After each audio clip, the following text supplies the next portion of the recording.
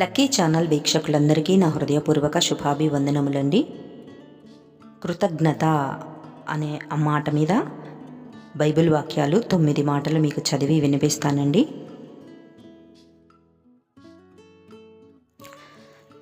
మొదటి రాజులు 1వ అధ్యాయము 47వ వచనము.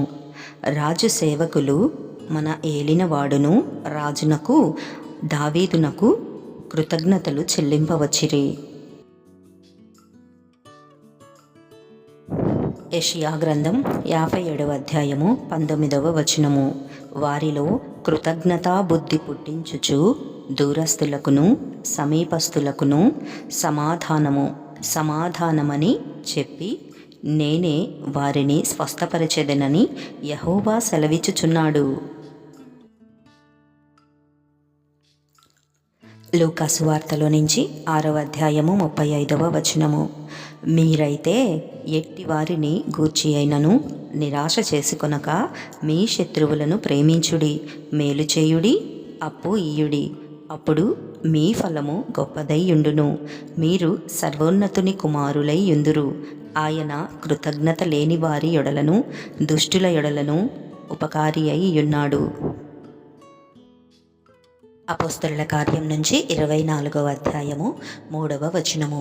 మహాఘనత వహించిన ఫెలిక్సా, మేము తమ వలన ఎంతో నెమ్మది అనుభవించుచున్నామనియు ఈ దేశ జనమునకు సంభవించిన అనేకమైన కీడులు తమ పరామర్శ చేత దిద్దుబాటవుచున్నవనియు ఒప్పుకొని మేము సకల విధములను సకల స్థలములలోనూ పూర్ణ కృతజ్ఞతతో అంగీకరించుచున్నాము.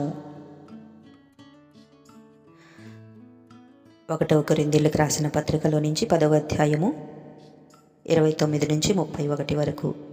మనస్సాక్షి నిమిత్తమనగా నీ సొంత మనస్సాక్షి నిమిత్తము కాదు, ఎదుటివాని మనస్సాక్షి నిమిత్తమే ఈలాగు చెప్పుచున్నాను.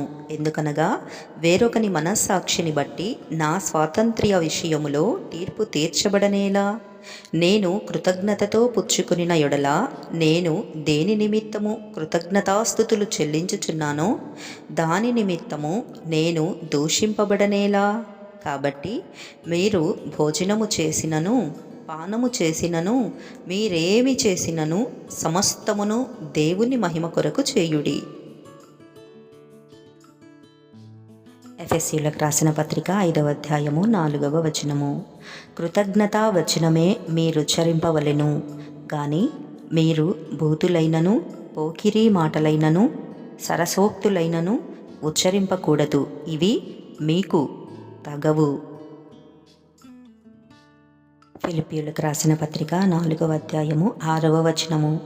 దేనిని గూర్చియు చింతపడకుడి గాని ప్రతి విషయములోనూ ప్రార్థనా విజ్ఞాపనముల చేత కృతజ్ఞతాపూర్వకముగా మీ విన్నపములు దేవునికి తెలియజేయుడి.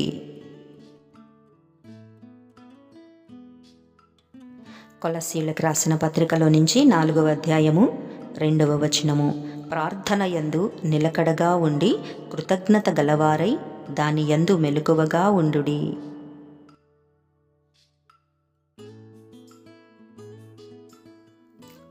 తిమోతికి వ్రాసిన 2వ పత్రికలో 3వ అధ్యాయంలో 2వ వచనము. ఏలయనగా మనుష్యులు స్వార్థప్రియులు, ధనాపేక్షులు, భింకములాడువారు, అహంకారులు, దూషకులు, తల్లిదండ్రులకు అవిధేయులు, కృతజ్ఞత లేనివారు. ఆమేన్, ఆమేన్, ఆమేన్.